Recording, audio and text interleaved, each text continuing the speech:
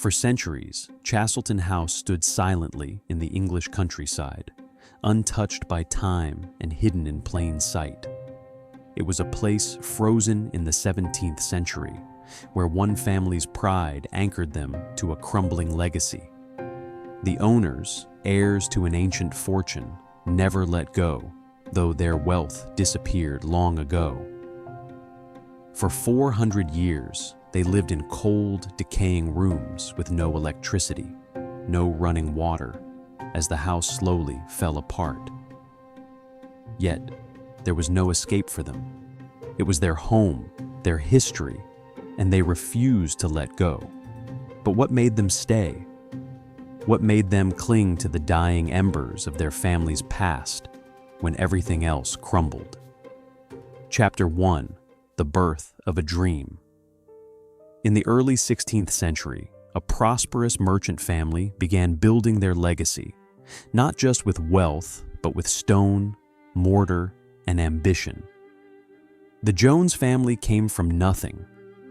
They were wool merchants in an age when wool was England's gold.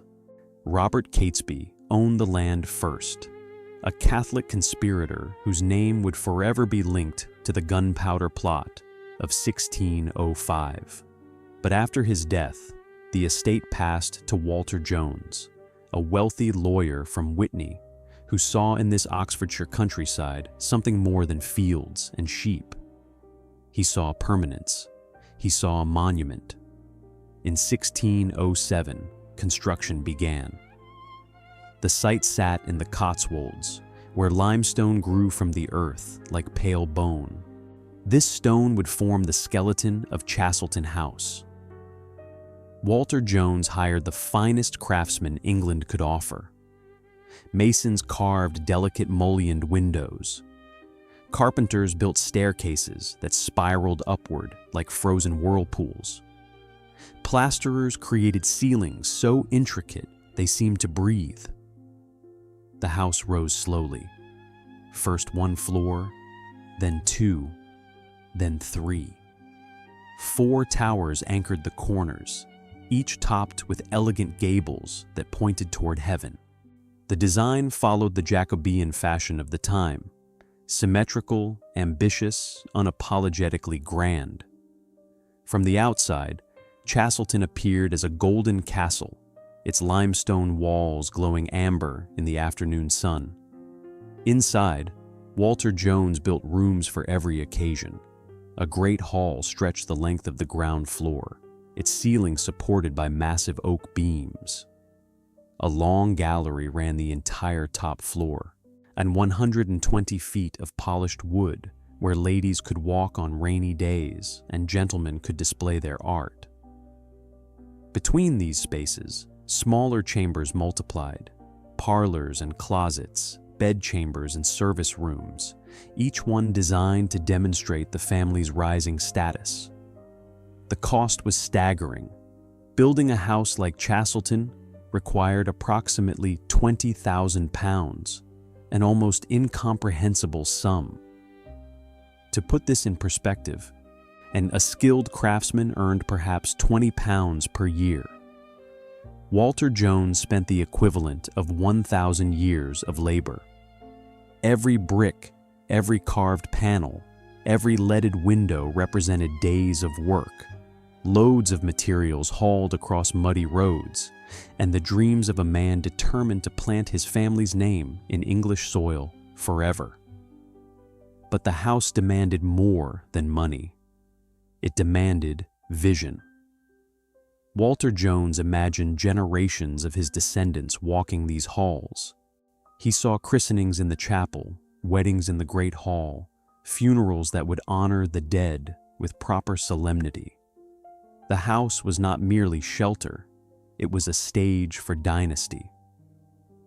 By 1612, Chastleton House stood complete. It rose from the landscape like a promise carved in stone. Neighbors came from miles around to marvel.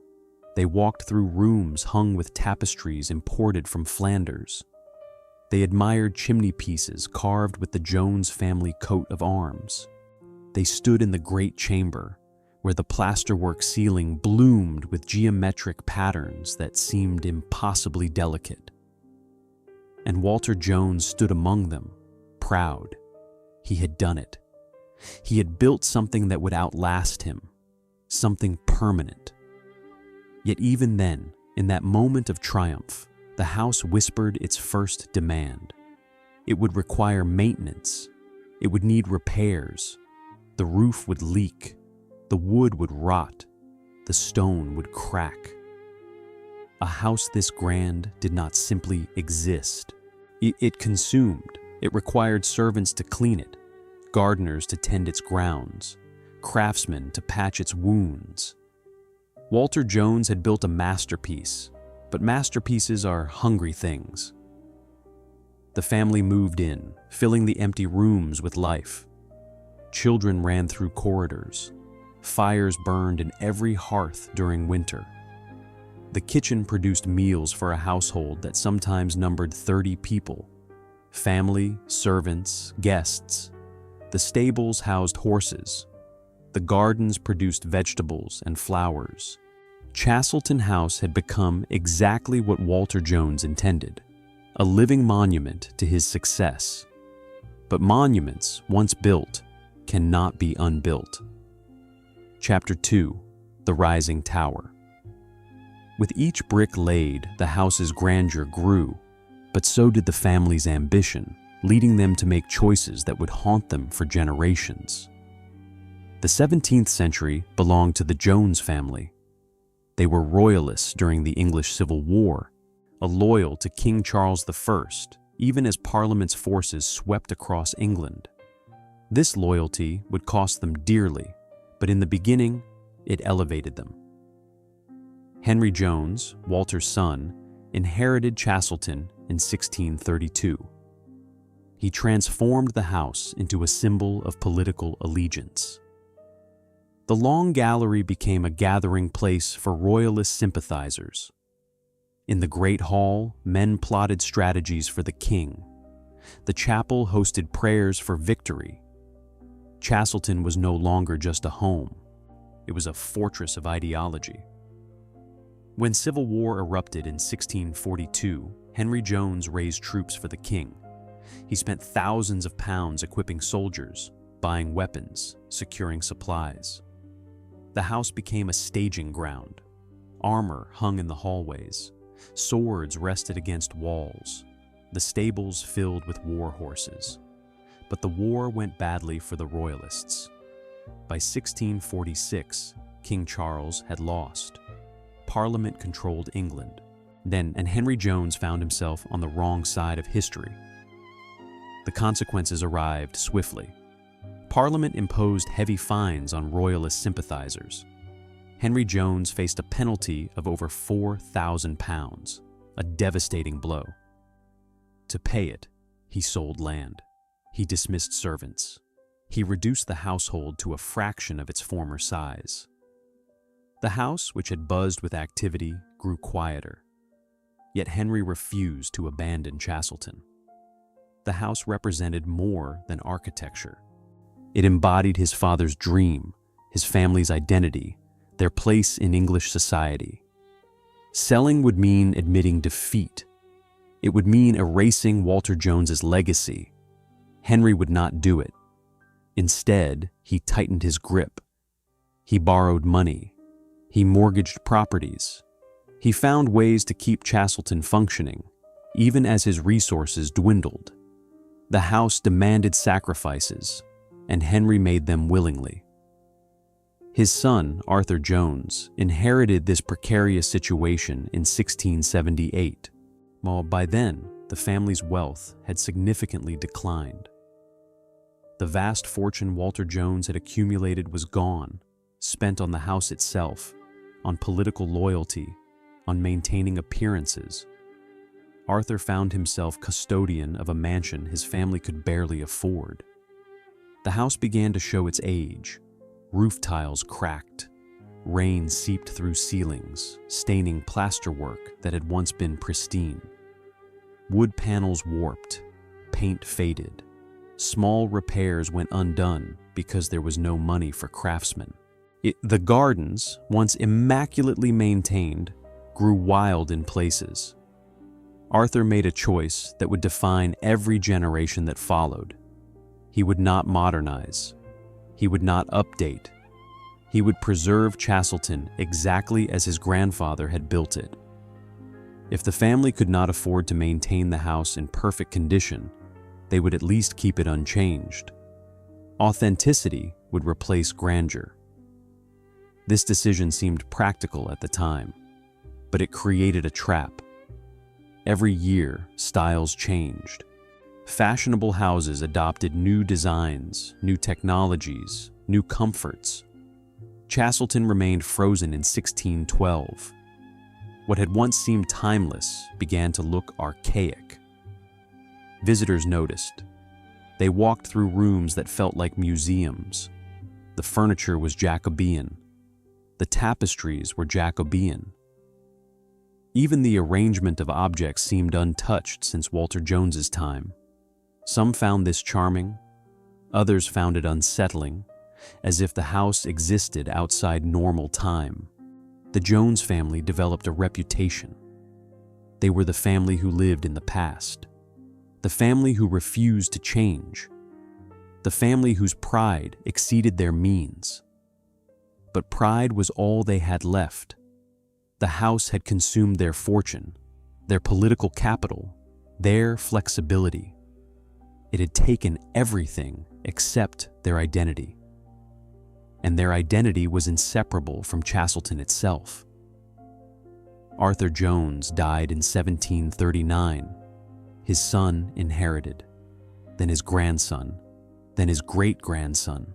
Each generation faced the same dilemma: sell the house and lose the family's soul, or keep the house and lose everything else. They always chose the house. By the end of the 18th century, Chastleton House stood as an anachronism.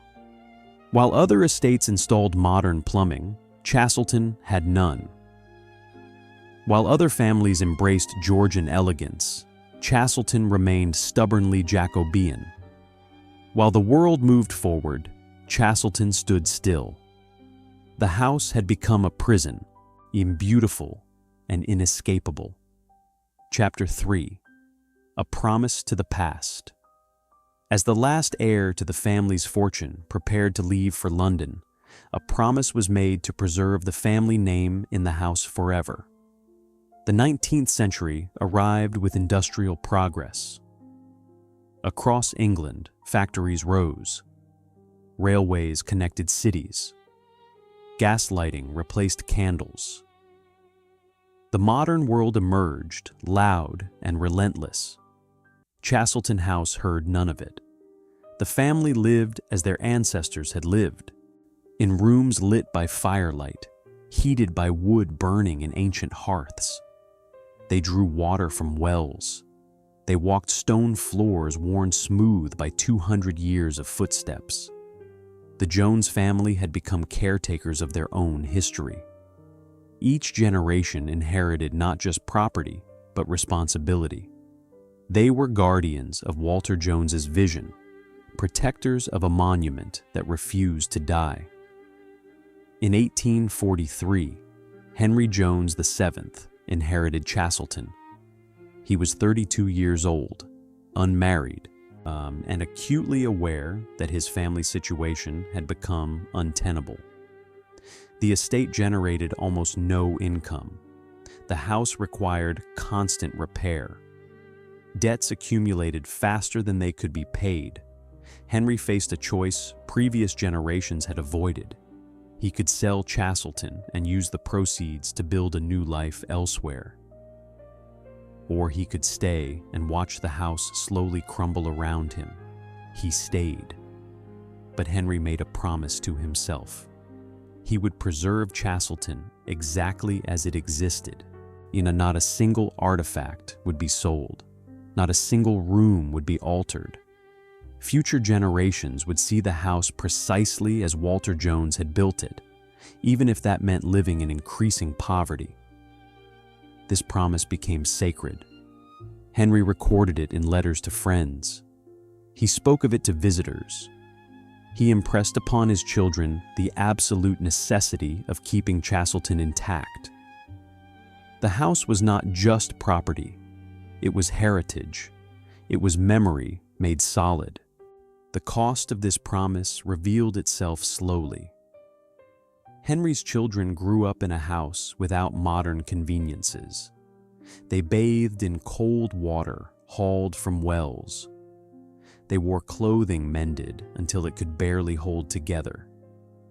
They ate simple meals prepared in a kitchen that had not changed since the 17th century. But they learned to see beauty in decay. The long gallery, with its worn floorboards and faded tapestries, became a cathedral of memory. The great chamber, and where plasterwork crumbled from the ceiling, remained a space of quiet dignity. The chapel, unused for regular services, still held an atmosphere of reverence. Chastleton was dying, but it was dying magnificently. Henry died in 1894. His son, George Jones, inherited the burden. George understood what his father had done. The promise was not negotiable. It was identity itself. George had 5 children. He raised them in Chastleton's cold rooms, teaching them the house's history with the gravity of Scripture. They learned which beams Walter Jones had personally selected. They memorized the stories behind each tapestry. They could recite the names of every Jones who had lived and died within these walls. The house had become a religion, and the family its devoted congregation. By 1900, Chastleton House existed in a time warp. Electric lighting illuminated houses across England. Indoor plumbing became standard. Central heating made winters comfortable. But at Chastleton, nothing changed. The family lived by candlelight. They used chamber pots.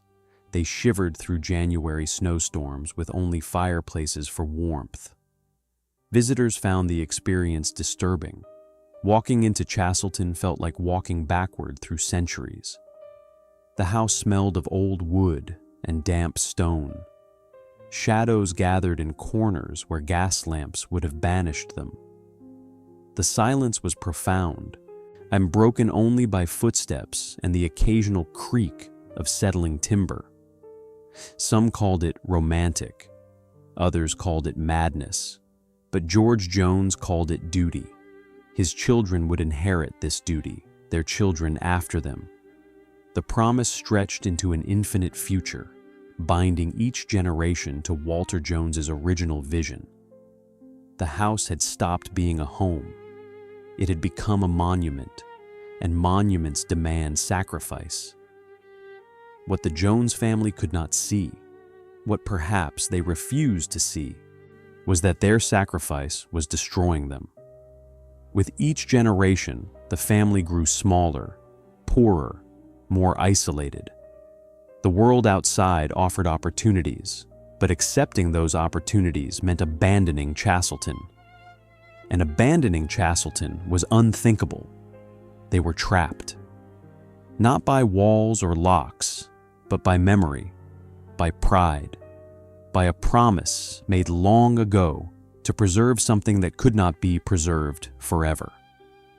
The 20th century loomed, and Chastleton House waited, patient as stone, for what would come next.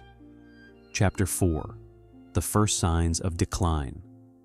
As the family's wealth drained away, the house stood untouched, but its rooms grew colder, its walls more cracked, as though it sensed the inevitable loss. The Great War changed England forever. Young men left for France and never returned. Estates lost their heirs. The old aristocratic order began its long collapse. But at Chastleton, the war felt distant, almost abstract. The house had already been declining for so long that one more catastrophe barely registered. George Jones was too old to fight. His sons were not. They went to war, and miraculously, they returned. but they returned changed. They had seen the modern world at its most brutal. They had lived in trenches lit by electric lamps.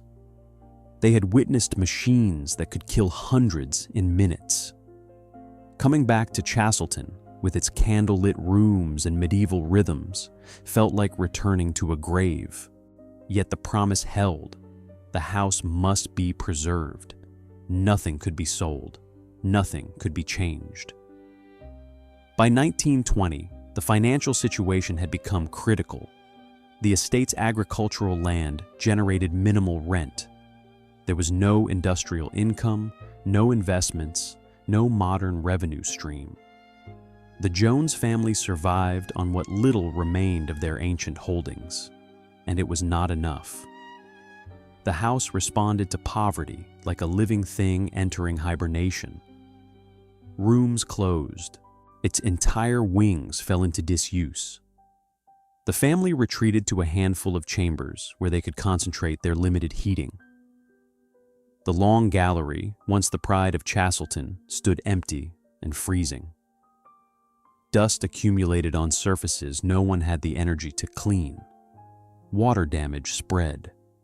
The roof, which needed replacement, instead received only patches.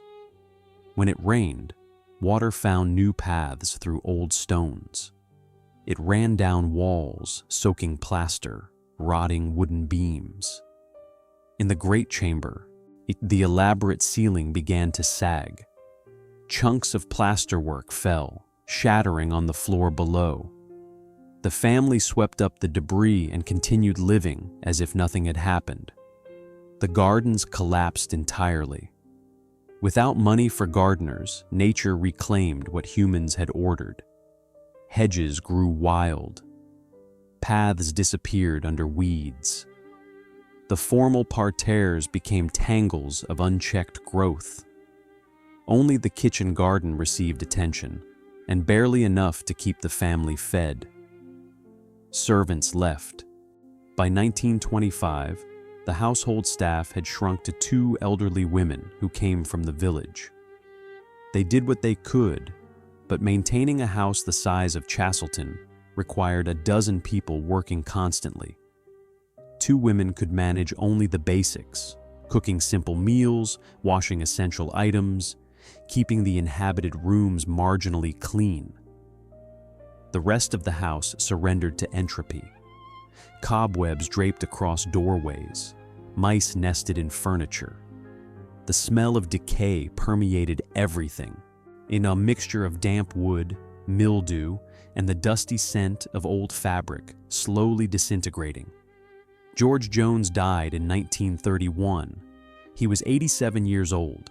He had lived his entire life at Chastleton, watching it decline year by year. On his deathbed, he extracted a final promise from his surviving son. Do not sell. Do not change. Preserve. His son, Alfred Jones, inherited a house that was actively crumbling. Alfred was 63, unmarried, living alone except for the 2 servants. He had no children.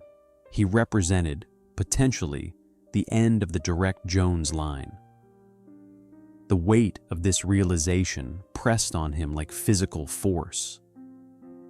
If he died without an heir, what happened to Chastleton?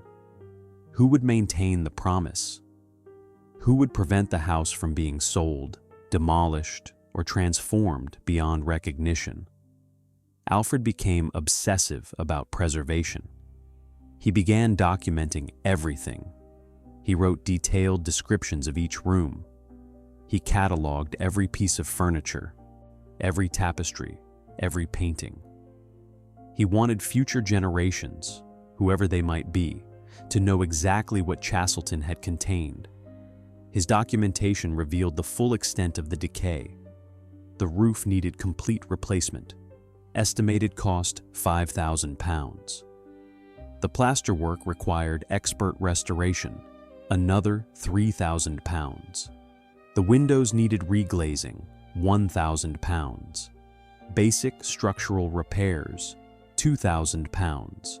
Total necessary work, approximately £11,000. Alfred's annual income was perhaps £150. Repairing Chastleton would require 73 years of saving every penny. It was mathematically impossible. He did nothing, not because he did not care, but because he had no options. The promise prevented selling. Poverty prevented repairing. All he could do was witness the decline and document it for posterity. Winter became the hardest season. Chastleton had no heating beyond fireplaces, and Alfred could afford only minimal coal. He lived in 2 rooms, a bedroom and a small parlor. He burned just enough fuel to keep these spaces above freezing. The rest of the house dropped to outdoor temperatures. Ice formed inside windows, frost-decorated walls. Alfred wore multiple layers of clothing indoors, his breath visible in the air. At night, he piled blankets on his bed, creating a cocoon of fabric that barely kept hypothermia at bay. The house felt sentient in its suffering. Timber contracted in the cold, creating groans and cracks that echoed through empty rooms. Wind found gaps in the walls, producing whistling sounds that varied with the weather. On particularly cold nights, the entire structure seemed to shiver. Alfred kept a journal. His entries became increasingly melancholic. He wrote about the house as if it were a dying friend. He described its pains, its wounds, its slow surrender. He mourned each new crack, each section of fallen plaster, in each window that would no longer close properly. But he never considered leaving. Chastleton was his responsibility, his inheritance, his curse. The promise bound him as tightly as iron chains. By 1935, villagers whispered about the strange man in the decaying mansion. They saw lights in only 2 windows at night. They noticed the gardens had become wilderness. Some claimed the house was haunted, that ghosts walked its empty corridors, and others said Alfred Jones himself was the ghost, the last remnant of a family that should have died generations ago. Alfred did not care what they said. He had surrendered to Chastleton's gravity. The house demanded his life, and he gave it willingly, one cold day at a time. Chapter 5. A Legacy of Ice and Silence. Without warmth, without water, the house began to die, but the family inside clung to the past with a resolve that only deepened their isolation. The 1940s brought war again. This time, the conflict touched even Chastleton's isolation. The government considered requisitioning the house for evacuees or military purposes. Officials visited, inspected the property, and quickly changed their minds. Chastleton was too cold, too damaged, too primitive. It had no electricity, no plumbing, no heating system. Soldiers would suffer less in tents. Alfred Jones felt perverse relief. The house was so decrepit, it could not even serve in wartime. This uselessness protected it from appropriation. But the war years were brutal for Alfred. Rationing meant even less food than before. Coal became nearly impossible to obtain. He burned wood from the estate, cutting down trees that had stood for centuries. Each fallen tree felt like an amputation, another piece of Chastleton's beauty sacrificed to survival. The isolation intensified. With men away fighting, the village had few people to spare. The 2 elderly servants stopped coming. They were too old, too frail, and Alfred could no longer pay them anyway. He found himself completely alone in a house designed for dozens. Alfred began talking to the rooms. He greeted the long gallery each morning. He bid goodnight to the great chamber. He conversed with portraits of his ancestors, asking their advice, imagining their responses.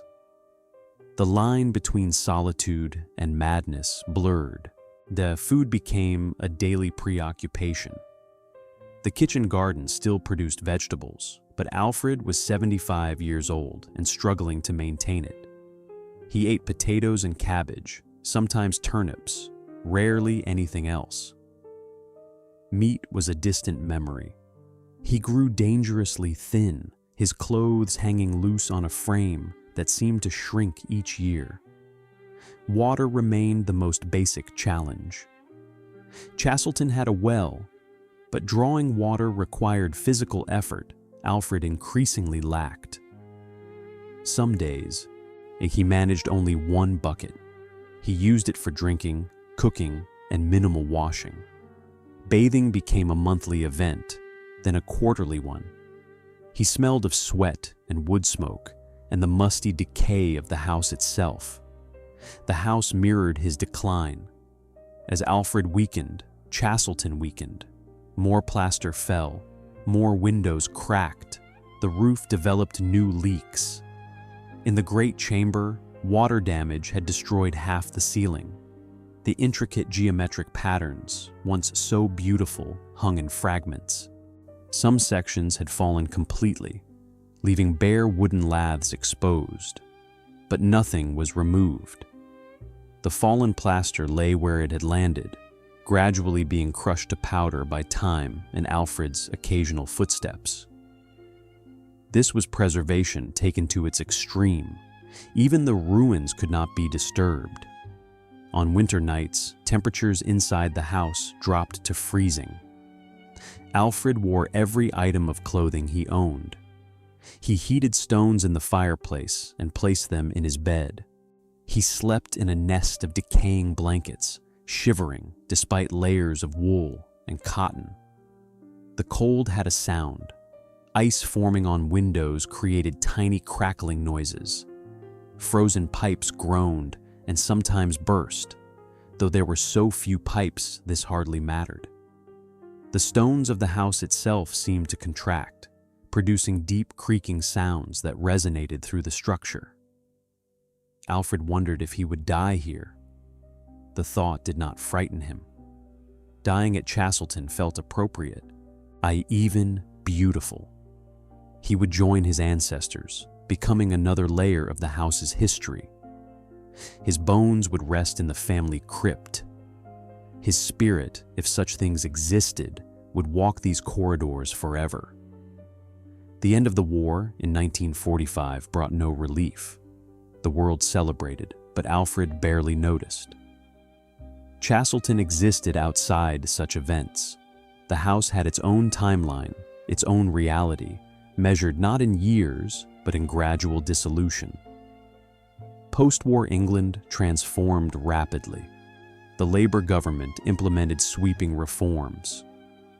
The National Health Service launched. New housing rose from bombed cities. Modernization became the national project. Chastleton ignored all of it. No telephone connected the house to the outside world. No electricity illuminated its rooms. No radio broadcast news. Alfred lived as his ancestors had lived 300 years earlier, and he saw no reason to change. But his body failed. By 1950, Alfred was 82. He moved slowly, up painfully. Arthritis gnarled his hands. His vision deteriorated. Tasks that had been difficult became nearly impossible. He continued the journal. His handwriting grew shakier, harder to read. He wrote about the house with increasing tenderness, as if penning love letters to a dying partner. He described specific beams, particular stones, individual pieces of furniture, with the detailed affection of long intimacy. Occasionally, visitors arrived. Historians interested in Jacobean architecture. Preservationists alarmed by reports of the house's condition. They found Alfred living in squalor, surrounded by priceless artifacts slowly rotting into dust. they offered help. Organizations could provide funds for repairs. Experts could stabilize the structure. All Alfred needed to do was allow intervention. He refused. Intervention meant change. Change violated the promise. The house must remain exactly as it was, even if that meant destruction. The visitors left, shaking their heads, and they called him stubborn, foolish, tragic. They wrote articles about Chastleton, describing it as a cautionary tale of misplaced pride. They argued the house should be saved from its owner, but Alfred had made his choice long ago. Chastleton would survive on its own terms or not at all. Winter 1954 arrived with particular cruelty. Snow fell for days. Drifts piled against the house, blocking doors, covering windows. The temperature plummeted to the lowest levels in decades. Alfred retreated to his bedroom. He could no longer manage even 2 rooms. The cold defeated him. He lay in bed, wrapped in blankets, burning the last of his wood, waiting for spring. The house settled around him. It creaked and groaned. Ice spread across interior walls like crystalline cancer. Icicles hung from ceiling beams. The bedroom, the last warm space in Chastleton, surrendered to winter's siege. Alfred's journal entries became sporadic, then stopped.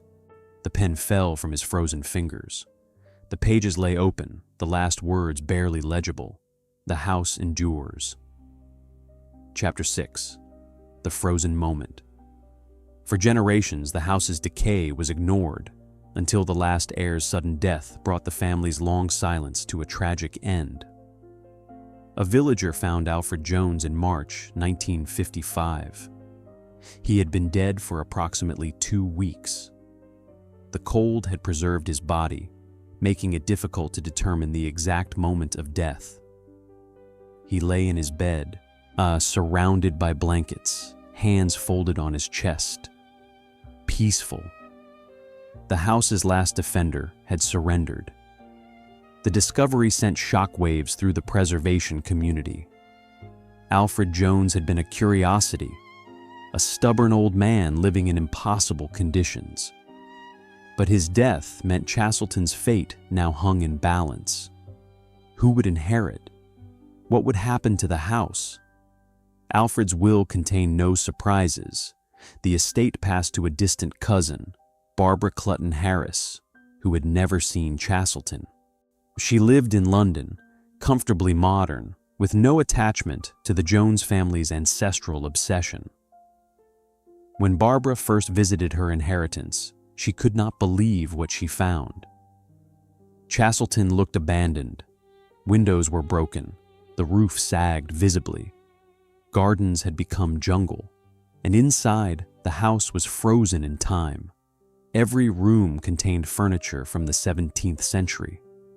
Tapestries hung on walls, rotting from moisture. Paintings darkened by centuries of smoke and dust filled the corridors. The long gallery still held its original paneling. The great chamber, despite its destroyed ceiling, retained its Jacobean character. But everything was decaying. Urgently, desperately decaying. Barbara's first instinct was practical. Sell the valuable contents. Use the proceeds to repair the structure. This was common sense. This was what any reasonable person would do. Then she read Alfred's journal. She found his documentation. She discovered the promise that had bound the Jones family for 300 years. And against all logic, she felt its weight. Chastleton was not just a house. It was a complete time capsule. No other English estate had survived so unchanged. Furniture still sat where Walter Jones had placed it in 1612. Rooms preserved authentic 17th century arrangements. Even the decay told a story. This was how houses actually deteriorated without intervention. Barbara faced the same choice every Jones heir had faced. Preserve or transform, stay frozen or modernize. She made a decision that would define the rest of her life. She would honor the promise, but with a difference. She would stabilize Chastleton without restoring it. She would prevent further collapse without erasing the marks of time. The house would be saved, but it would remain authentically decayed. This approach was revolutionary, and most preservation efforts aimed to restore buildings to original glory. Barbara proposed preserving the decline itself. The cracks, the stains, the fallen plaster, all of it documented history, all of it worth saving. But even stabilization required money Barbara did not have. The estate was worthless as income property. The agricultural land barely paid its own taxes. Chastleton generated nothing except expense. She moved into the house in 1956. Like Alfred before her, she lived in minimal rooms with minimal heat. She cooked on a wood stove. She hauled water from the well. She experienced firsthand the brutal reality of maintaining Chastleton. The cold shocked her. She had known the house lacked heating, but intellectual knowledge differed vastly from physical experience. Winter nights felt arctic. Ice formed on the inside of windows. Her breath frosted in the air. She wore gloves indoors. She slept in a sleeping bag layered with blankets. Water was torment. Now, drawing enough for daily needs required multiple trips to the well. In winter, the well sometimes froze. She melted snow for washing. Bathing became a major undertaking involving heated water, careful rationing, and tolerance for cold. But Barbara persisted. She had made her promise, not to dead ancestors, but to the house itself. Chastleton deserved to survive. She began seeking help. She contacted heritage organizations. She wrote to architectural historians. She described Chastleton's unique preservation, an unchanged Jacobean house complete with original contents, frozen at the moment when the family's fortune collapsed. Interest grew slowly. Experts visited. They examined the house room by room, documenting an extraordinarily rare survival. Most great houses had been updated, remodeled, sold off piecemeal. Chastleton stood alone in its completeness and authenticity. The National Trust expressed interest. This organization preserved historic properties for the nation. They could provide the resources Chastleton needed, but they required ownership transfer. Barbara would have to give up the house. She struggled with the decision for years. Giving Chastleton to the trust meant breaking direct family ownership. It meant outsiders would control the house's fate. It violated the promise in its most literal sense. Yet keeping Chastleton meant watching it continue to decay. Barbara was not wealthy.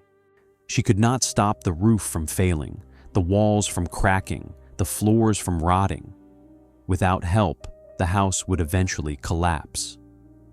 In 1960, a crisis forced the issue. A major section of the roof failed. Rain poured into the long gallery, threatening to destroy its original paneling. Emergency repairs cost more than Barbara could afford. She went into debt to save the room. She could not continue this way. The house demanded more than she could give. Meanwhile, Chastleton's reputation grew. Architectural journals published articles about it. Photographers documented its atmospheric decay. The house became famous among preservation circles, the last truly unaltered Jacobean mansion. This fame brought visitors.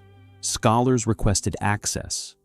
Students wanted to study authentic period details. The trickle of interest became a stream. Barbara realized Chastleton's value transcended family ownership. The house belonged to history. It deserved to survive for everyone, not just for the Jones descendants. In 1961, she made her decision. She would give Chastleton to the National Trust, but with conditions. The house must be preserved exactly as it existed. No restoration, no reconstruction. The decay itself must be maintained as historical evidence. The trust agreed. This fit emerging preservation philosophy. Authenticity mattered more than perfection. Chastleton would be stabilized, protected, and open to the public in its current state. The transfer process took decades. Legal complexities, funding challenges, and technical assessments all required time. Barbara remained at Chastleton throughout, living in the same cold rooms, drawing the same well water, honoring the same promise. She died in 1991, having spent 36 years as Chastleton's guardian. The house had consumed her life as completely as it had consumed the Jones family's fortune. But unlike Alfred, Barbara did not die alone in the cold. She died knowing Chastleton would survive. The house had found new protectors. The promise would continue, transformed but unbroken. Chastleton House had survived 400 years through sheer stubborn persistence. It would survive 400 more. Chapter 7. The House's Voice. Chastleton House, now empty and decaying, still stood as a silent witness to its family's fall from grace. After Barbara's death, Chastleton entered a new phase. The National Trust assumed full control in 1997. For the first time in 4 centuries, the Jones family no longer owned the house they had built. Preservation began immediately, but not the kind most people expected. There would be no gleaming restoration, no return to imagined former glory. Instead, conservators approached Chastleton with surgical precision, stabilizing decay without erasing it. The philosophy was radical. Every stain told a story, and every crack documented history. The fallen plaster in the Great Chamber revealed construction techniques. Water damage on walls mapped centuries of weather patterns. Even the dirt had archaeological value, containing pollen and debris that could be analyzed for historical information. Teams of specialists descended on Chastleton. They installed discrete supports under sagging floors. They repaired the roof using period materials and techniques. They stabilized walls without replastering them. They treated woodworm without replacing wood. Every intervention aimed for invisibility. The house began to speak through its preservation. In the long gallery, conservators discovered layers of history hidden beneath dirt. The paneling, once thought merely dark with age, revealed intricate original carving when gently cleaned. But the cleaning stopped at visibility. Centuries of patina remained, preserving the authentic aged appearance. In the Great Chamber, the destroyed ceiling became a teaching moment. Rather than reconstructing the lost plasterwork, conservators left it damaged, installing only enough support to prevent further collapse. Visitors could now see both the original artistry and the consequences of neglect. The room embodied Chastleton's entire story, ambition and decay coexisting in the same space. Furniture received similar treatment. The Jacobean chairs and tables, worn by generations of use, were stabilized but not refinished. Scratches, stains, and repairs accumulated over 4 centuries remained visible. Each mark was evidence of the house's continuous occupation. The approach transformed conservation practice. Other historic properties took notice. Maybe perfection was not the goal. Maybe authenticity, complete with its flaws, had greater value. Chastleton's voice grew louder as specialists studied it.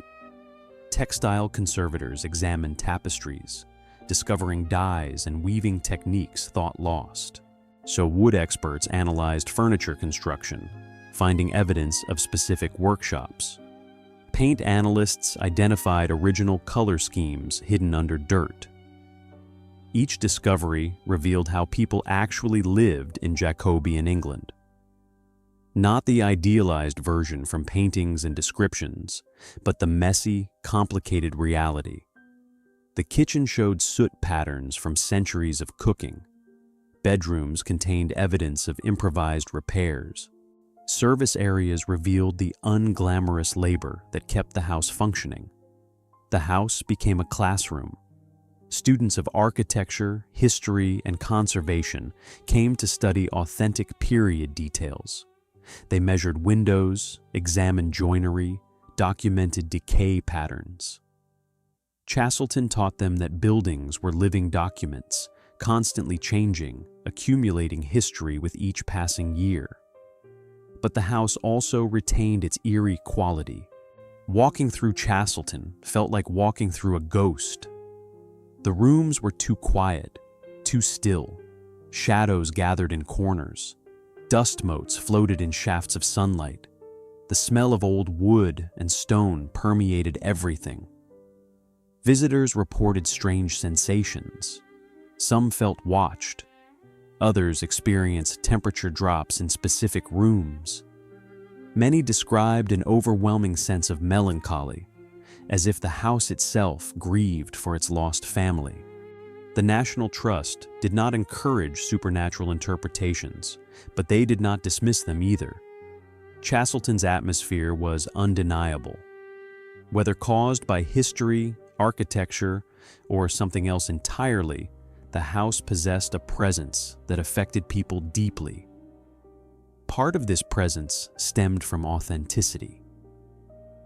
Unlike restored houses that felt like museums, Chastleton felt inhabited. Furniture sat at slight angles, as if someone had just risen from a chair. Curtains hung unevenly. Rugs lay askew.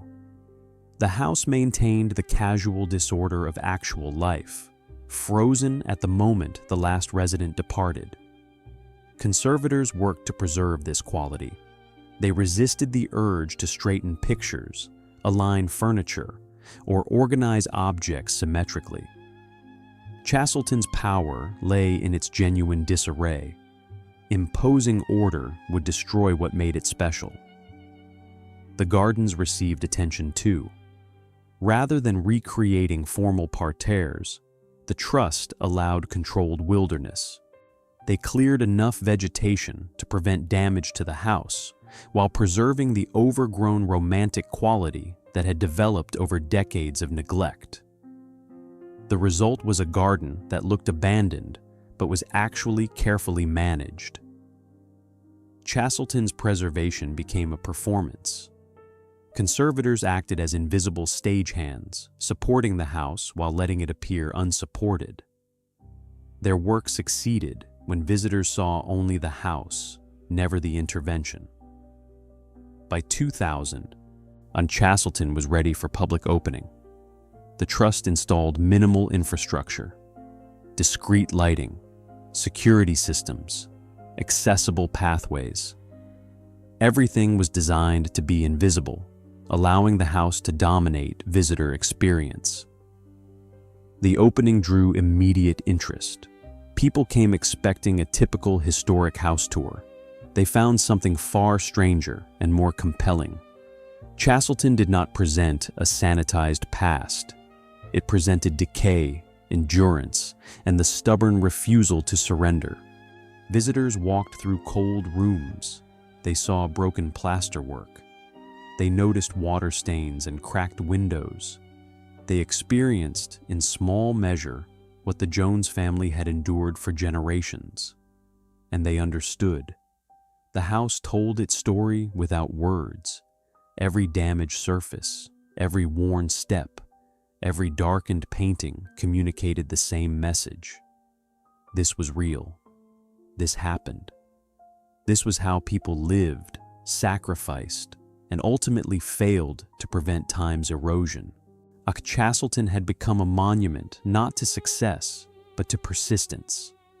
The Jones family had lost their fortune, their comfort, their modern amenities, but they had kept the house. And now the house kept their memory, speaking it to everyone who listened. Chapter 8. Forgotten by the World. As time moved forward, the world forgot Chastleton House. But to those who knew it, its eerie presence could not be shaken. In the early 21st century, Chastleton existed in strange duality. It was simultaneously famous and obscure. Preservation specialists knew it well. The general public had never heard of it. This obscurity protected the house. Unlike England's grand palaces that attracted thousands daily, Chastleton received modest visitor numbers. People discovered it accidentally, driving through the Cotswolds and noticing brown heritage signs. They came curious and left transformed. The house's remoteness contributed to its atmosphere. It sat far from major cities. It reached only by narrow country roads. No motorway roared nearby. No suburban sprawl encroached. Chastleton remained surrounded by fields and sheep, as isolated as it had been in 1612. This isolation meant the house controlled its own narrative. Visitors could not rush through. They could not treat it as one stop on a busy tourist itinerary. Coming to Chastleton required intention. It demanded time. The National Trust maintained this deliberate pace. Tour groups were small. Rooms opened gradually. Guides spoke quietly, matching the house's contemplative mood. The experience was designed to feel like discovery, not consumption. Inside, Chastleton revealed itself slowly. The entrance hall appeared unremarkable. Dark paneling, worn stone floor, dim lighting. But as eyes adjusted, details emerged. Carved woodwork showed extraordinary craftsmanship. The stairs curved with mathematical precision. Proportions created subtle harmony, each room built on the last.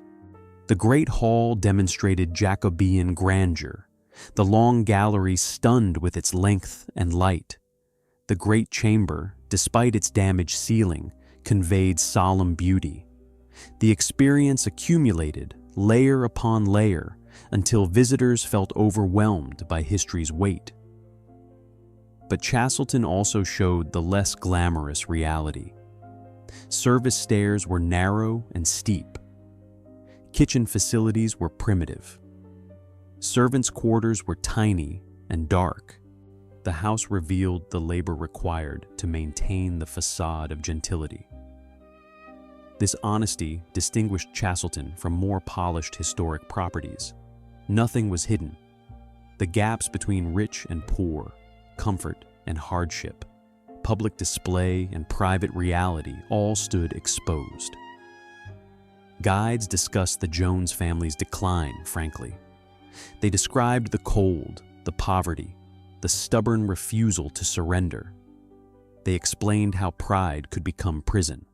Visitors heard not a triumphant story, but a cautionary tale about the costs of clinging to the past.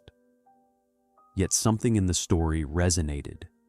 In an age of rapid change, when buildings were demolished for redevelopment and heritage seemed disposable, Chastleton represented defiant permanence.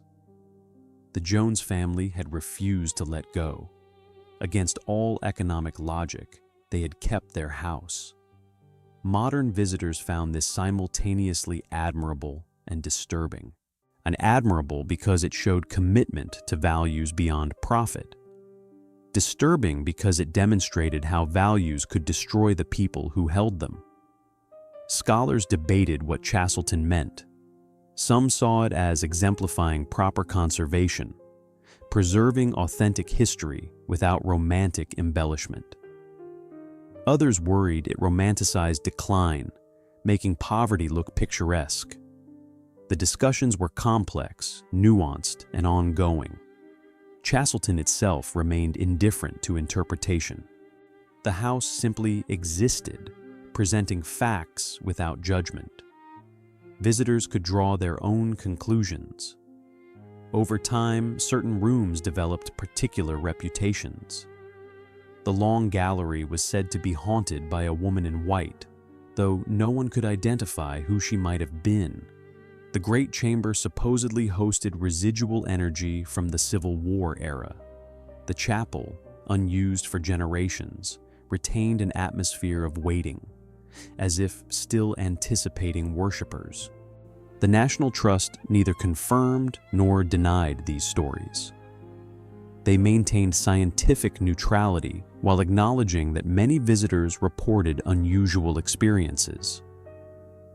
The house's atmosphere was real, whether its causes were psychological, historical, or paranormal. Chastleton's gardens attracted their own following. Photographers loved the overgrown romantic quality. The wildflower meadow, created accidentally by decades of neglect, became an ecological treasure. Rare plants had colonized the untended spaces, creating biodiversity that formal gardens could not match. The Trust managed the gardens minimally. They mowed paths. They prevented tree roots from damaging foundations. Otherwise, they let nature continue its slow reclamation. The result was a garden that felt like a fairy tale, beautiful and slightly melancholy. Visitors often lingered in the gardens longer than inside the house.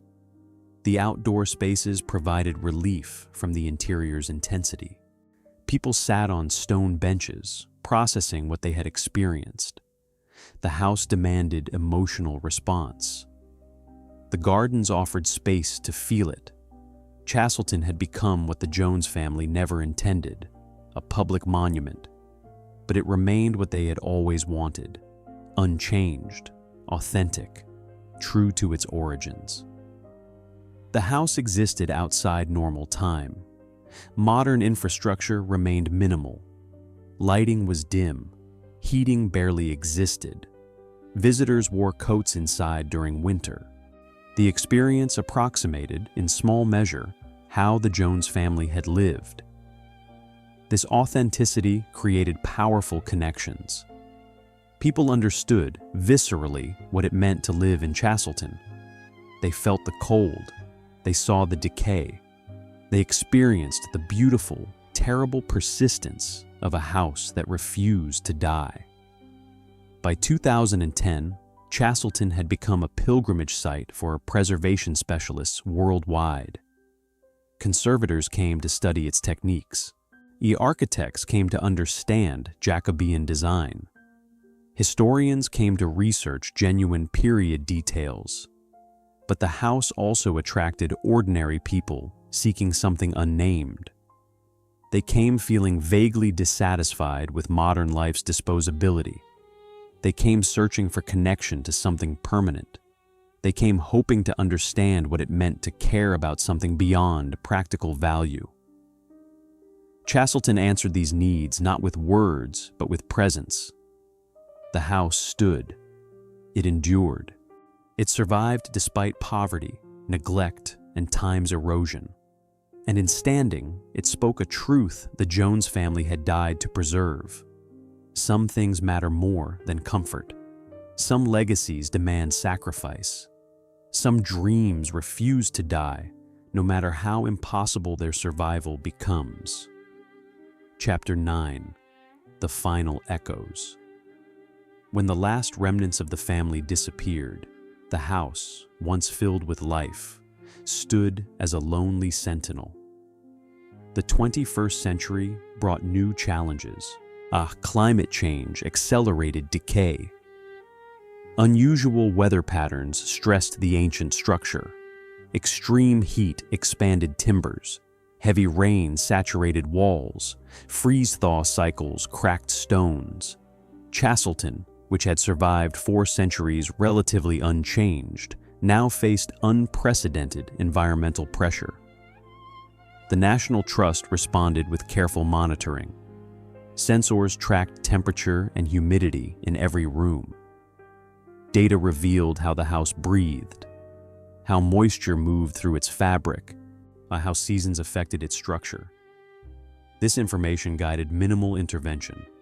A window opened here, a vent cleared there, tiny adjustments that helped the house adapt. But some damage was inevitable. In 2015, a severe storm tore sections of the roof. Emergency repairs were essential. Conservators replaced tiles using traditional materials, matching the originals as closely as possible. The new sections looked different, slightly brighter than the weathered surroundings. Over time, they would age and blend.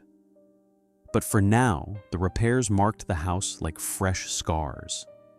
Each intervention sparked debate. Some argued more aggressive preservation was needed.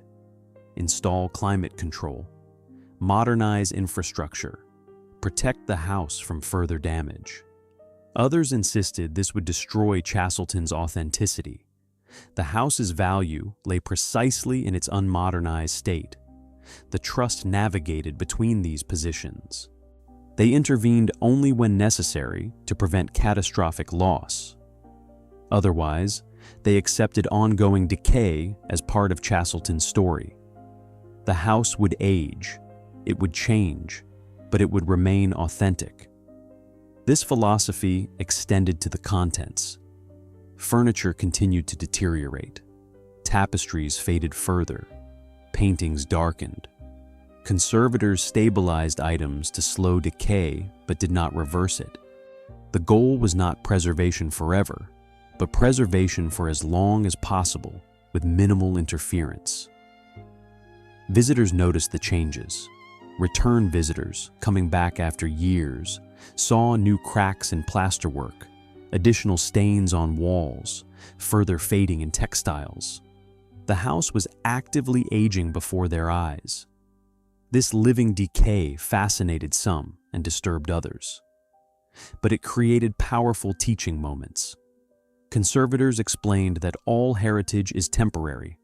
Nothing lasts forever. The question is not whether things will decay, but how we manage that decay. Do we fight it aggressively, potentially destroying authenticity? Or do we accept it, understanding that loss is inevitable? Chastleton embodied the latter approach. The house was dying, very slowly, with dignity. Each year it survived was a victory, even as each year brought new damage. The Jones family's absence became more pronounced with time. When Barbara died in 1991, she had still embodied living connection to the house's history. Her memories reached back to Alfred, whose memories reached back to his father, in an unbroken chain to Walter Jones himself. Now that chain was broken. No one alive had personal memories of Chastleton as a family home. The house existed only as heritage, only as history. Something fundamental had changed. Yet ghosts of the family persisted. Their portraits hung on walls. Their furniture filled rooms. Their books lined library shelves. Their presence saturated every space. Visitors felt it, the weight of generations, the accumulated personality of 4 centuries of habitation. Guides told family stories. Walter Jones's ambition, Henry Jones's Civil War loyalty, George Jones's stubborn preservation, Alfred Jones's solitary death, Barbara's final sacrifice. These stories gave faces to the house's history, made the decay personal rather than abstract. Children found the stories particularly affecting. They imagined living without electricity, without heating, without running water. They tried to comprehend 400 years of family continuity. Many left Chastleton with changed perspectives on their own lives. The house's educational value grew. Schools brought students to study history through physical evidence. University courses used Chastleton as case study in conservation philosophy. Researchers published papers analyzing its unique preservation approach. But Chastleton also retained its mystery. Not everything about the house could be explained. Why did certain rooms feel heavy with presence? What caused the temperature anomalies sensors detected? Why did visitors consistently report similar emotional responses in specific spaces? Science offered partial answers. Old buildings created psychological effects through lighting, proportion, and association. Humidity affected comfort. Historical knowledge colored perception. But these explanations felt incomplete.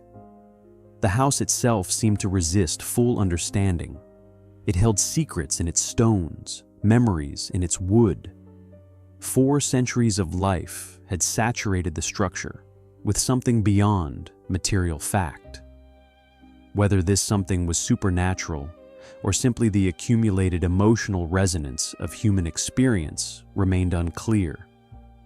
By 2020, Chastleton had survived pandemics, wars, financial crashes, and climate change. It had outlasted the family that built it, the fortune that maintained it, and the world that had created it. The house stood as monument to persistence itself. Visitors came seeking different things. Some wanted architectural education. Some craved atmospheric experience. Some searched for connection to the past. Some simply needed to see that beautiful, damaged things could survive. Chastleton answered all these needs. It was classroom and cathedral, a museum and meditation space. It functioned on multiple levels simultaneously, offering whatever visitors brought willingness to receive. The final echo of the Jones family sounded in the house's very existence. They had promised to preserve Chastleton unchanged. They had kept that promise at enormous cost. And now, decades after the last family member died, the house stood essentially as they had left it. Their sacrifice had meaning. Their suffering had purpose.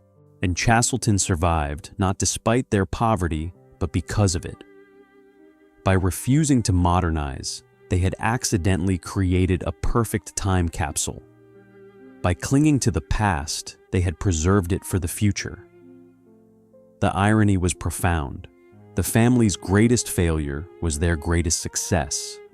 Their inability to adapt had made them irrelevant in their own time. But it had also made them invaluable to ours. Chastleton House was their monument, their vindication, their eternal home. The family was gone, but the house remembered. And in remembering, it ensured they would never be forgotten. Chapter 10. The Restoration Effort. Chastleton House, once destined to crumble into dust, now stands as a testament to the perseverance of time. The National Trust's custodianship transformed Chastleton's future without transforming Chastleton itself. This delicate balance required constant negotiation between preservation and presentation, between protecting the house and making it accessible. Initial conservation work focused on structural stability. The roof, which had been failing for decades, needed comprehensive repair. Conservators removed tiles carefully, documenting their placement. Beneath, they found timbers Walter Jones's builders had cut in 1607. 400 years later, much of that original wood remained sound. Where beams had rotted, replacements used period techniques. Modern steel supports were rejected. Instead, new oak beams were shaped by hand using traditional tools. They were installed following Jacobean methods. Future conservators would be able to identify these repairs, but visitors would not notice them. The roof work cost approximately £1,200,000. It required 3 years to complete. Specialists handmade replacement tiles matching the originals. Lead flashings were crafted using 17th century techniques, and every detail honored the house's authenticity. Similar care went into other structural work. Walls were repointed using lime mortar, matching the original composition. Windows were repaired, not replaced. Floors were stabilized from beneath, leaving surface wear visible. The goal was always minimal visible intervention, but stabilization was only part of conservation. The house's contents required equally careful attention. Chastleton contained furniture, tapestries, paintings, books, ceramics, and textiles accumulated over 4 centuries. Each object needed assessment, documentation, and often treatment. Textile conservators tackled the tapestries first. These massive wall hangings, some dating to the early 17th century, were in crisis. Centuries of light exposure had faded them severely. Dust had ground into fibers. Some sections were literally disintegrating. Conservation required removing each tapestry, a massive undertaking. Some weighed hundreds of pounds. Lifting them without causing further damage demanded custom supports and multiple people working in careful coordination. Once removed, tapestries went to specialist studios. There, conservators cleaned them thread by thread. They stabilized weak areas with invisible stitching. They mounted them on new backing fabric that would support their weight without stressing the antique material. This work was painstaking. A single tapestry might require 6 months of conservation. With multiple tapestries needing treatment, the project stretched across years. The cost exceeded £300,000 for the textile conservation alone. Furniture conservation followed similar principles. Jacobean chairs and tables were examined for structural soundness. Joints were consolidated. Woodworm damage was treated, but surfaces were not refinished. The patina of age, the marks of use, the accumulated character of centuries all remained untouched. Paintings presented particular challenges. Centuries of coal smoke and candle soot had darkened them severely. Some were nearly black, their subjects barely visible. Conservators tested cleaning methods carefully. They removed dirt microscopically slowly, revealing original colors while preserving authentic age. The results were sometimes startling. Portraits emerged from darkness with vivid colors no one alive had seen. Landscapes revealed details previously invisible, but cleaning stopped before reaching pristine condition. A painting should look old. It should show its age. Otherwise, authenticity was compromised. Books in the library received conservation attention too. Leather bindings were treated to prevent further deterioration. Pages were stabilized, but repairs were minimal.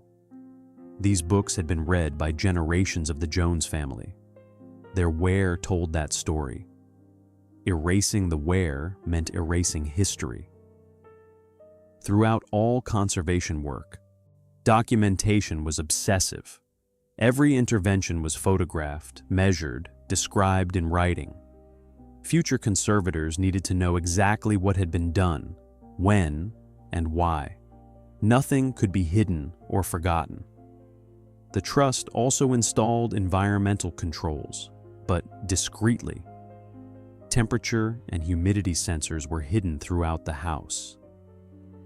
These provided data without intruding visually. Climate control remained minimal. Too much intervention would alter the house's fundamental character. Lighting presented similar challenges. Visitors needed to see, but bright lights damaged fragile materials and destroyed atmosphere. The solution was dim lighting carefully positioned. Rooms remained shadowy, but not dangerously dark. The lighting felt natural, as if from windows and fireplaces, though it was actually electric. Security systems were essential, but invisible. Alarms protected against fire and theft. But they were installed within walls and under floors. The cameras were disguised as architectural details. Visitors would see no modern technology. Accessibility modifications required similar creativity. Disabled visitors needed accommodations, but ramps and railings would destroy Chastleton's authenticity. The trust created subtle interventions, discreet handrails, carefully placed seating, alternate routes avoiding steps where possible. All this work cost millions of pounds.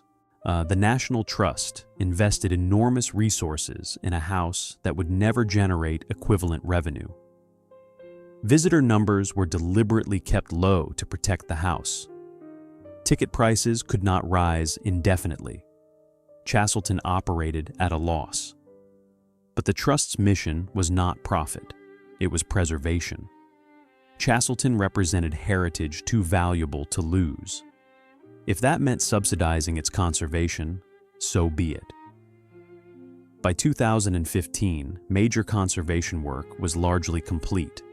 The house was stable, contents were treated, infrastructure was adequate.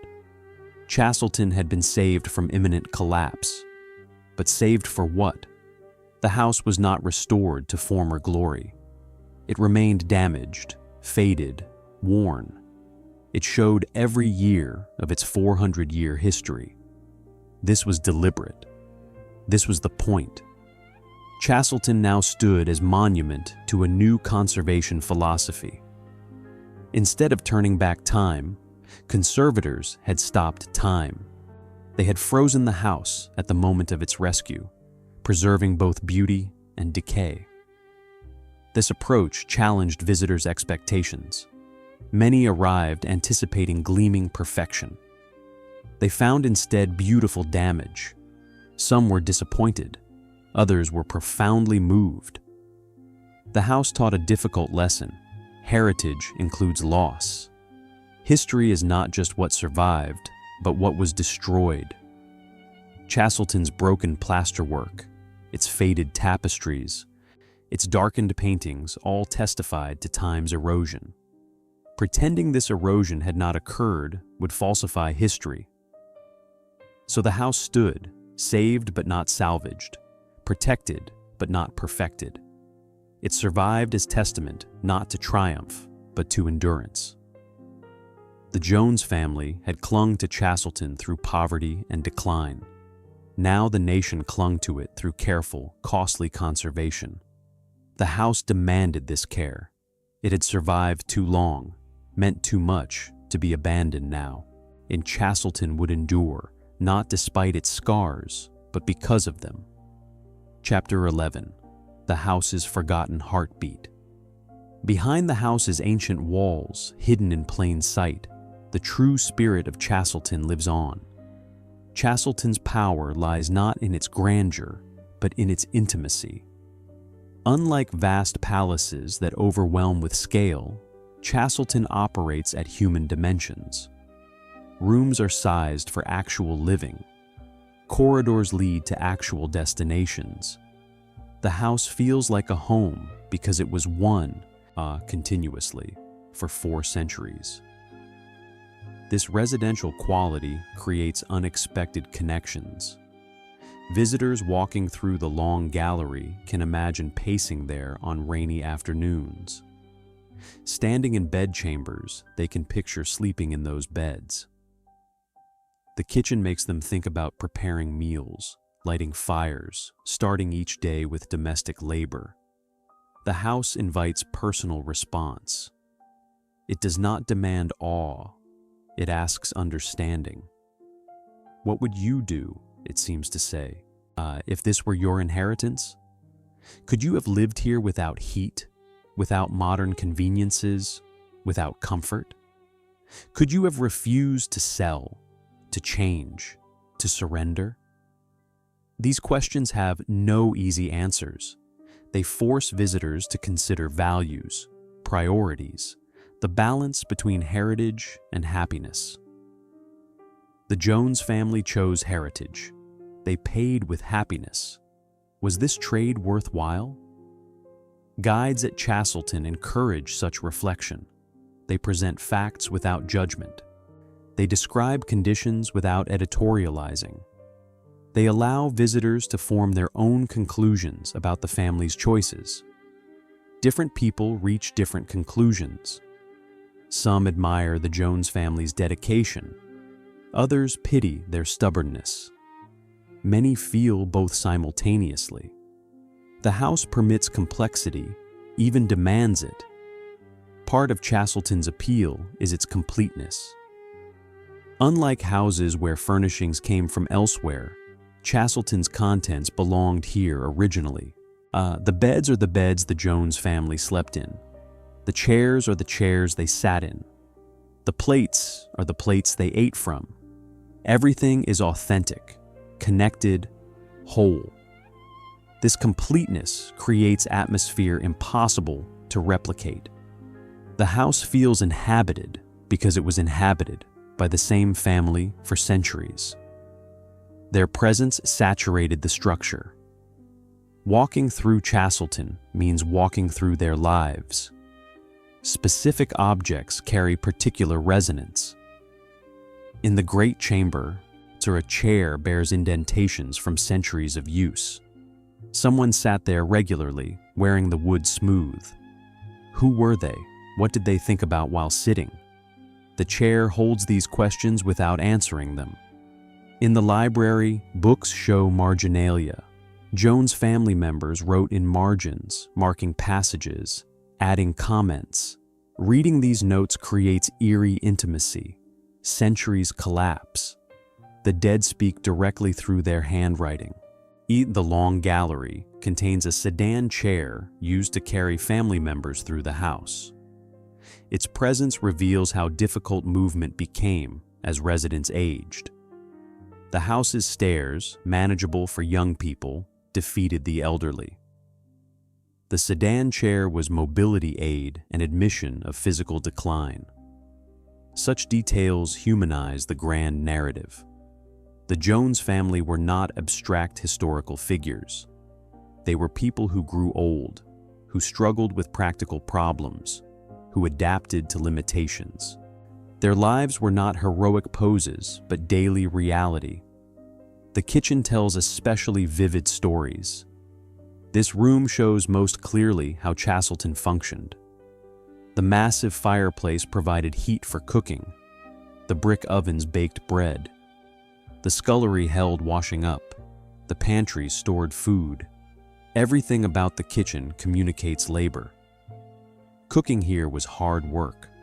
Water had to be hauled. Fires had to be maintained. Food preparation took hours.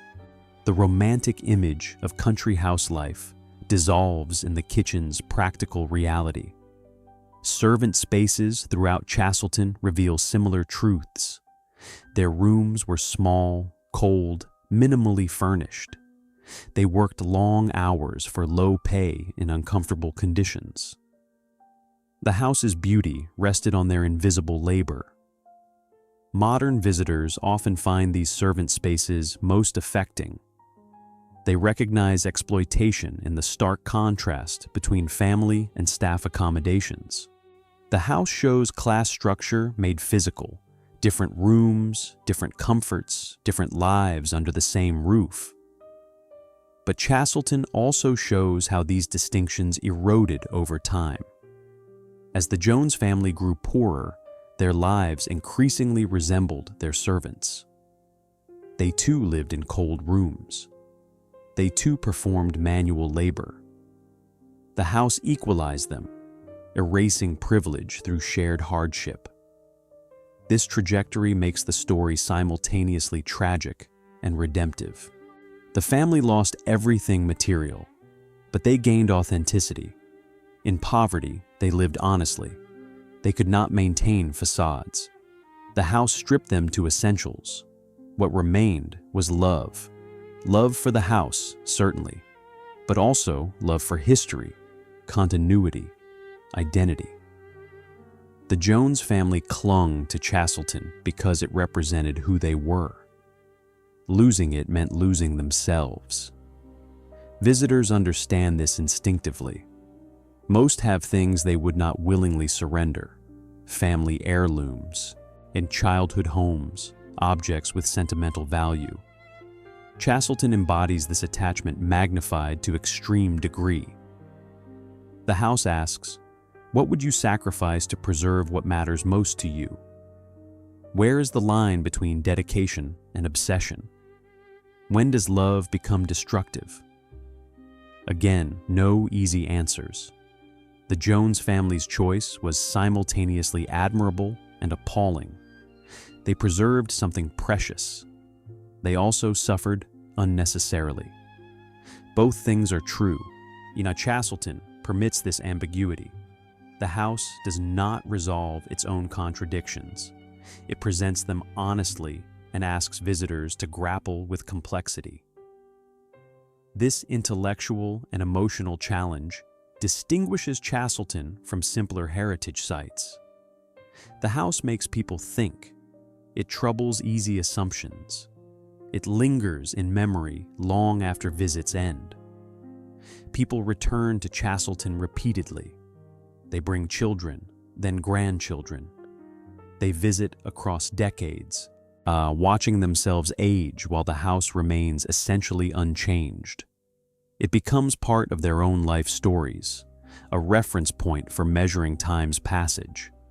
The house thus continues doing what it always did, connecting generations. It links past to present, then to now to future. Walter Jones built for posterity. 4 centuries later, posterity arrived. We are that posterity. Chastleton is our inheritance as much as it was the Jones family's. And, like them, we face choices about preservation. What do we save? What do we sacrifice? How do we balance heritage with happiness? Chastleton offers no answers. It simply stands, patient and permanent, waiting for each generation to decide. Chapter 12. A Legacy of Resilience.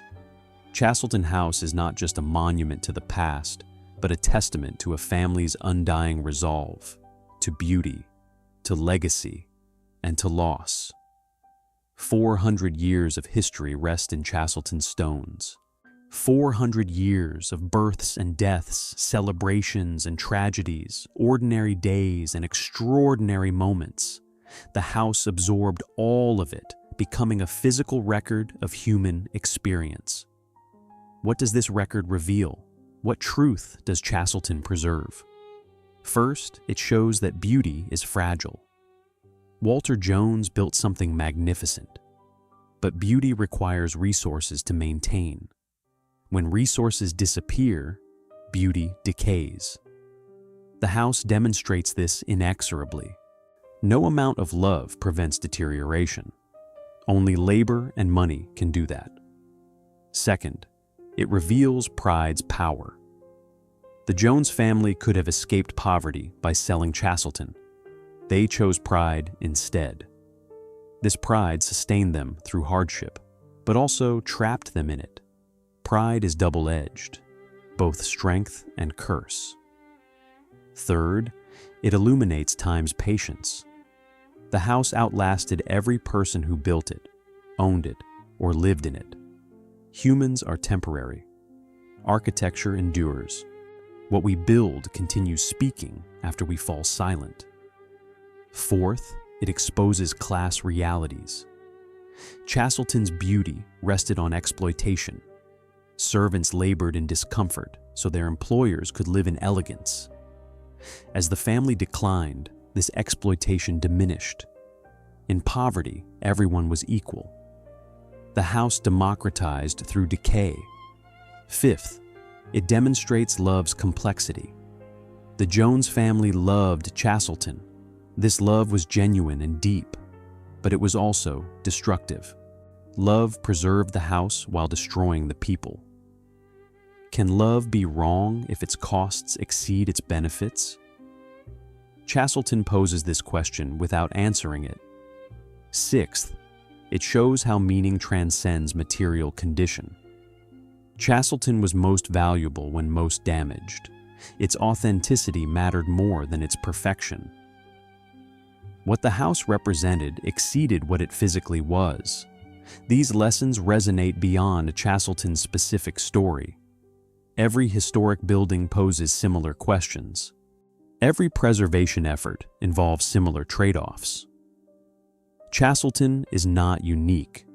It is merely unusually honest about universal challenges.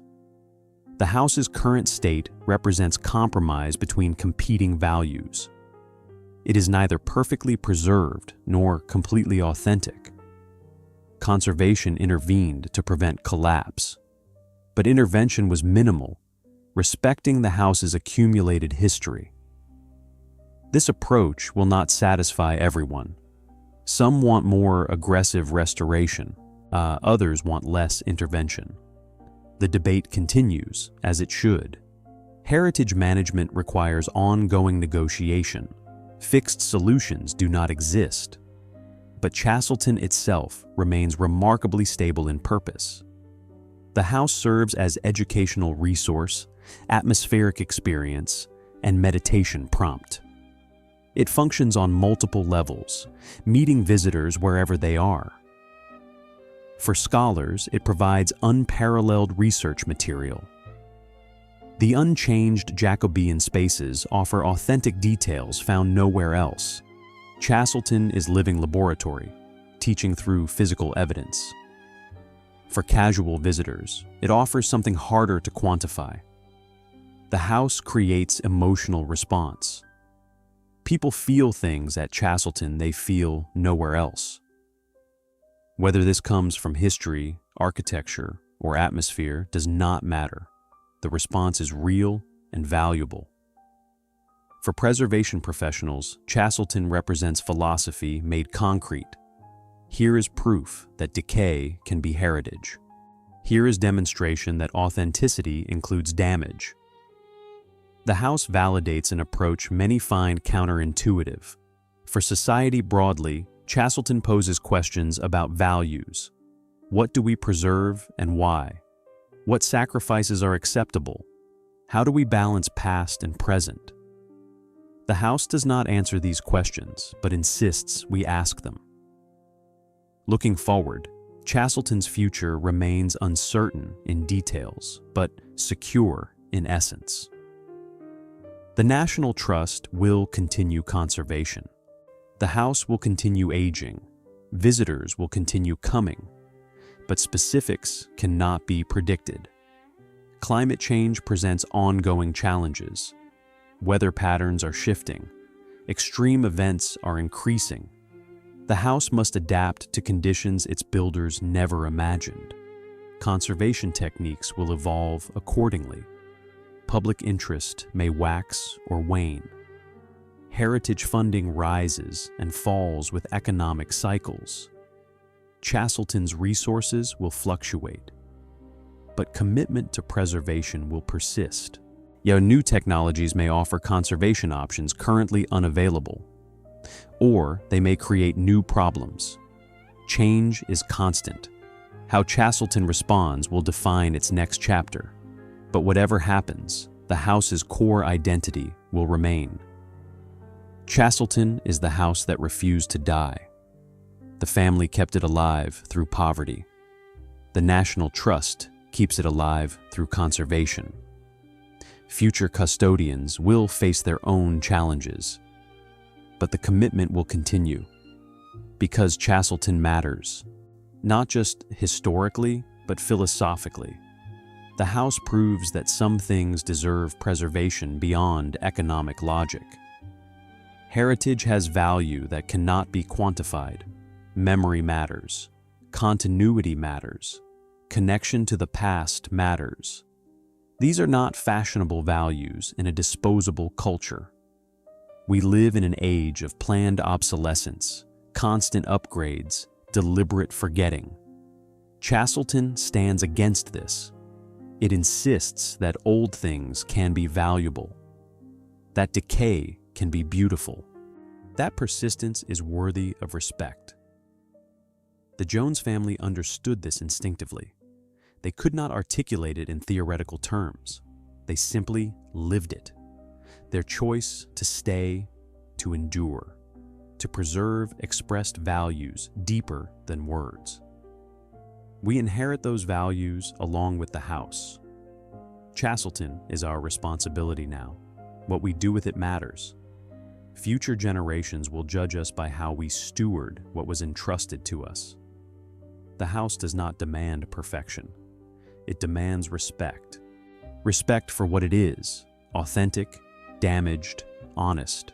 Respect for what it represents, commitment, sacrifice, love beyond reason. Chastleton House stands in the Cotswolds, golden stone glowing in afternoon light.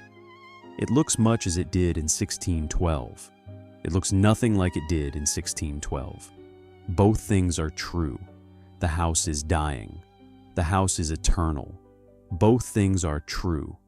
It is monument to failure. It is monument to success. Both things are true.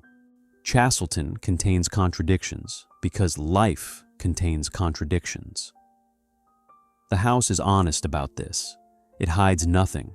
It reveals everything.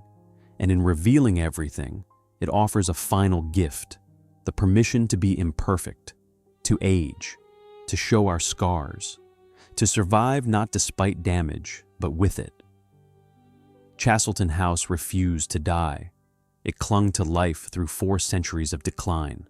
It survived poverty, neglect, time's erosion. It stands now, broken but beautiful, damaged but dignified. The house persists, and in persisting, it reminds us that persistence itself has value, that refusing to surrender matters, that staying when leaving seems logical can be the bravest choice. Chastleton is the house that would not let go, the family that would not let go, the dream that would not die. It is our inheritance, our responsibility, our teacher, and it endures.